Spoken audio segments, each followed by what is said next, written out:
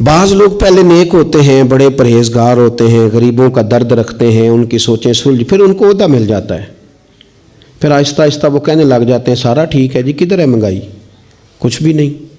جب بندہ جب تک کرائے کی گاڑی میں سفر کرتا ہے تب تک تو وہ کہہ رہا ہوتا ہے کہ کتنا کرایہ بڑھا دیا آپ نے، 5 روپے اضافہ کر دیا، اور جب وہ اپنی گاڑی میں بیٹھے پھر وہ جو بس کے پیچھے ہوتے ہیں وہ بیوقوف نظر آتے ہیں، کیا ہوں اب تو اس کے پاس پجارو ہے، اس کو کیسے وہ لوگ اب بھلے نظر آئیں گے؟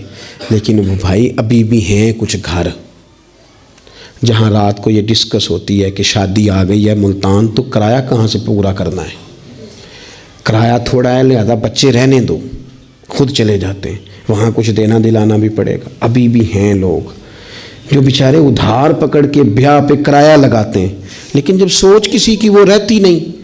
عبد الملک بن مروان بڑا نیک کہلاتا تھا، فقہا میں شمار ہوتا تھا، اتنی مسجد میں بیٹھ کے عبادت کرتا تھا کہ اس کو حمامت المسجد، مسجد کا کبوتر کہنے لگ گئے لوگ۔ لیکن پھر اس کے خلیفہ بننے کا اعلان ہوا، جس دن اعلان ہوا اس دن بھی مسجد میں بیٹھا تھا۔ پھر اس نے قرآن مجید رکھ کے نا الماری میں، تو کہنے لگتا ہے اب میری اور قرآن کی جدائی ہونے لگی۔ پھر وہ یہی شخص تھا جس نے حجاج بن یوسف جیسا ظالم آدمی گورنر بنایا، یہ وہی تھا جس کے دور حکومت میں حضرت عبداللہ بن زبیر جیسے لوگ شہید کیے گئے۔ بس وہ کیفیت ہی نہیں رہی، منصب مل گیا، عہدہ مل گیا تو ختم ہو گئی بات۔ لیکن کچھ لوگ حضرت عمر بن عبدالعزیز کی طرح کے بھی آئے، اتنا قیمتی لباس پہنتے تھے کہ دنیا عش کر اٹھتی تھی، لیکن وہی عمر بن عبدالعزیز تھے کہ جب خلیفہ بنے تو پھر انہوں نے کہا اس طرح کا پہنوں گا جس طرح کا میری رعایا کا غریب آدمی پہنتا ہے۔ بیوی سے کہنے لگے مجھے رکھنا ہے کہ مال دولت رکھنا ہے؟ اس نے کہا آپ کو رکھنا ہے۔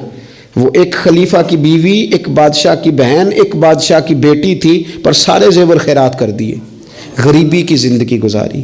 کچھ لوگ نہیں بدلتے، کچھ عہدہ آ گیا، مال آ گیا، روح بھی بدل گیا، کہانیاں ہی اور ہو گئیں۔ یعنی گاؤں سے آ کر پڑھنے والے بھول ہی گئے کہ کس کی ماں نے کتنا زیور بیچا تھا، پھر ان کے حالات ہی بالکل تبدیل ہو گئے، انہیں پتہ ہی نہیں ہم کیا تھے۔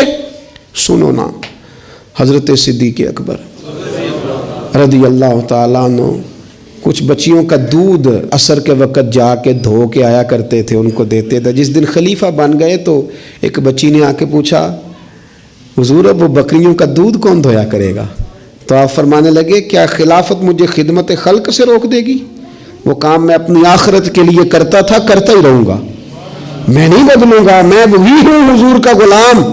بلکہ کنز المال میں ایک روایت تو ایسی ہے کہ کلیجہ منہ کو آتا ہے، ایک اونٹ گم ہو گیا مال غنیمت کا، سیدنا فاروق اعظم اونٹ ڈھونڈتے ہیں، کبھی ادھر بھاگتے ہیں، کبھی اور میری ذمہ داری ہے، مجھ سے قیامت میں سوال ہوگا، اور یہ مسلمانوں کا مال ہے، میں اس کا امین، ادھر بھاگتے ادھر بھاگتے ادھر بھاگتے۔ ایک شخص نے کہا حضور آپ بیٹھ جائیں، کسی غلام کی ڈیوٹی لگائیں، 24 لاکھ مربع میل پر حکومت، علم بھی، فضل بھی، تقوی بھی، اور سب سے بڑھ کر عمر وہ ہے جن سے اللہ بھی راضی، رسول اللہ بھی راضی صلی اللہ تعالی علیہ وسلم۔ حضرت عمر سے کہا بیٹھ جائیں، غلام کی ڈیوٹی لگائیں۔ حضرت عمر نے رخ پھیر کے دیکھا اور اس بندے کی طرف دیکھ کے کہنے لگے میں بھی تو ایک غلام ہی ہوں۔ کیا ہوں میں؟ ایک غلام ہی ہوں، میں ایک غلام ہی ہوں، اتنے محل چڑھایا سائیاں، غلام ہی ہوں میں، کیا ہوں میں؟ جب آپ نے یہ لفظ کہے تو بندہ کہتا ہے نارمل بات تھی، میرے بھی آنسو نکل آئے، یار یہ بھی کوئی انداز ہوتا ہے۔ لیکن بھول گئے لوگ، اپنوں کو بھول گئے، اپنوں کو بھول گئے، اپنے قریبیوں کو بھول گئے۔ دولت آئی تو پھر وہ محلہ پسند نہ آیا، پھر گھر سوسائٹی میں بن گیا، پھر یار بدل گئے، پھر رشتہ داریاں بدل گئیں، پھر حالات اور ہو گئے۔